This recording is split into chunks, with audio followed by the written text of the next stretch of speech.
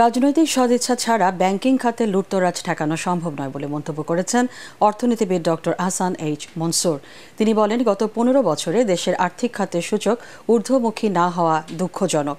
দেশের ব্যাংকিং খাতের পুনরুদ্ধারে সরকারের স্বচ্ছ ও শক্ত নীতির বাস্তবায়ন জরুরি বলে মনে করেন তিনি। তরিক ইসলামের রিপোর্ট। বাংলাদেশের ব্যাংকিং খাতের দুরবস্থার কারণ নিয়ে আলোচনা করতেই মতবিনিময় সভার আয়োজন করে অর্থনৈতিক রিপোর্টারদের সংগঠন ইআরএফ। অনুষ্ঠানে প্রধান অতিথি হিসেবে বাংলাদেশের ব্যাংকিং খাতের নানান অব্যবস্থাপনা তুলে ধরেন অর্থনীতিবিদ doctor Ahsan H Mansur.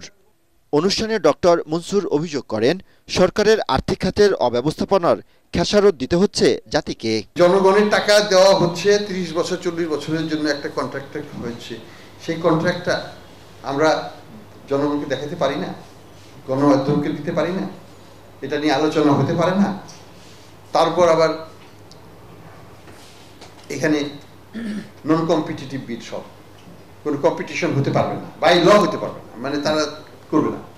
Banking খাতের শৃঙ্খলা ফেরাতে বাংলাদেশ ব্যাংকের স্বচ্ছ ও শক্ত নীতির প্রয়োজন বলেও জানান তিনি।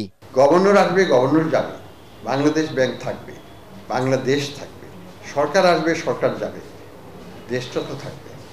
কিন্তু দেশটাকে যদি আমরা ভালোভাবে চালাতে চাই, স্বচ্ছতা ছাড়া কোনো গত্যন্তর নেই। এবং একটা ডেমোক্রেটিক প্রসেসের একটা ডেমোক্রেটিক ভ্যালু হচ্ছে স্বচ্ছতা। সেই স্বচ্ছতা যদি আমি কমিয়ে ফেলি, সেটা বাংলাদেশ ব্যাংকের তথ্য হোক, বাংলাদেশ ব্যাংকে ঢোকার ব্যাপারে হোক, সেটা পাওয়ার সেক্টরের ব্যাপারে হোক, অন্যান্য ক্ষেত্রে হোক, সেই দেশ কিন্তু ভালোভাবে চলতে পারবে।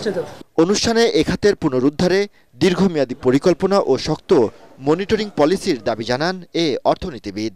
দেরিতে হলেও করেছে, সেটা হচ্ছে ইন্টারেস্ট রেটকে লিবারালাইজ করেছে।